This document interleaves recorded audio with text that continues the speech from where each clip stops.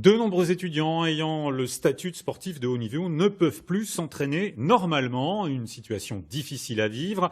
Alors certains ont recours à un coach mental. Guillaume Le Gouic et Mathieu Bellingen. Chaque jour, dans le jardin familial, Léonie Perrin répète les mêmes gestes. Depuis le confinement, cette joueuse de rugby, demi-mêlée à l'Ovalie Cannes, s'entraîne seule. Une situation compliquée qu'elle a de plus en plus de mal à gérer. C'est énormément frustrant, surtout que je suis à un poste où il faut que je travaille pas mal mes passes, où à deux c'est toujours mieux. Là, j'utilise une poubelle comme cible, donc c'est pas le top. Bonjour Léonie. Pour garder le moral et ne pas décrocher, cette jeune femme a fait appel à ce préparateur mental. Car entre les cours aménagés à l'université et les entraînements quotidiens, Léonie a un emploi du temps très chargé, ce qui est loin d'être le cas en ce moment. Le but, c'est d'identifier ce qui fonctionne bien en ce moment et ce qu'il y a à améliorer.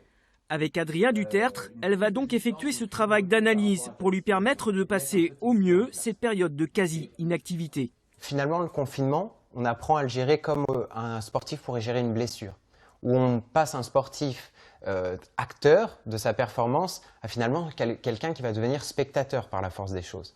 Et on va essayer de le maintenir toujours acteur. Avant le confinement, quel était ton projet sportif à toi individuel, mais aussi également à l'équipe ?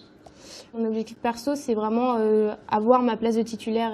Pour atteindre cet objectif, le préparateur mental va lui proposer différentes techniques, de façon à conserver ses ambitions et un moral au plus haut. Dans le domaine social, on a des baisses de morale en se disant est-ce qu'on continue, est-ce que c'est bien comme je fais ou pas, sachant que d'habitude moi le sport c'est ma porte de sortie, c'est là où je lâche tout et je me défoule, et là je l'ai plus, ou du moins je l'ai moins, c'est frustrant.